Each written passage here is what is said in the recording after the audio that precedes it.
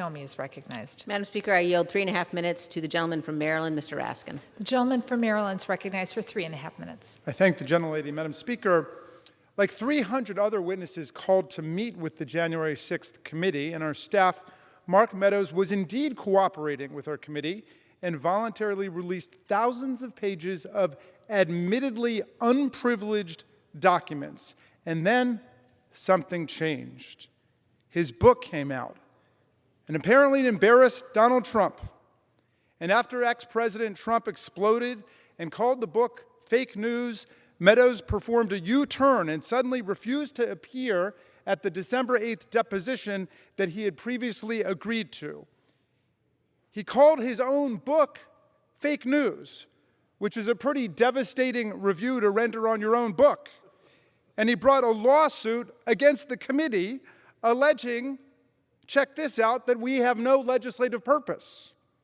Meadows' sudden vanishing act cannot vaporize the Article I legislative power of our committee to investigate the massive assault on American democracy that took place on January the 6th. If the January 6th committee has no legislative purpose, then none of our committees do.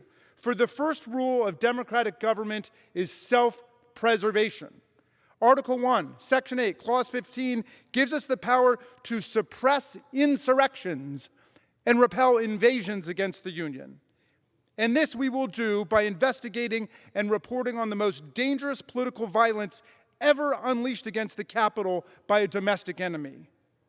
We have hundreds of questions. Yes, we do.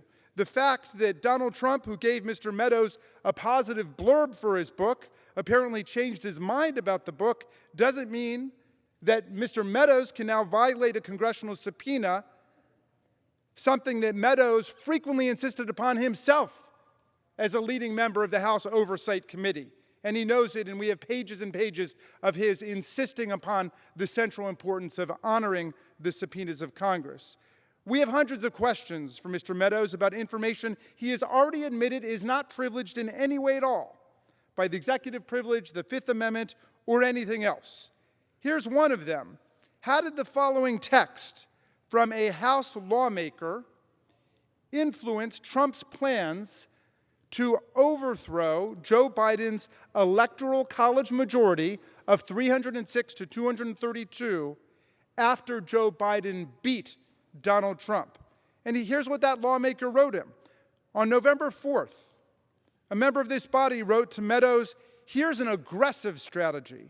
One day after the election, why can't the states of Georgia, North Carolina, Pennsylvania, and other Republican-controlled state houses declare this is BS, where conflicts in election not called that night, and just send their own electors to vote and have it go to the SCOTUS, the Supreme Court of the United States? How did this text influence the planning of Mark Meadows and Donald Trump to try to destroy the lawful Electoral College majority that had been established by the people of the United States and the states for Joe Biden?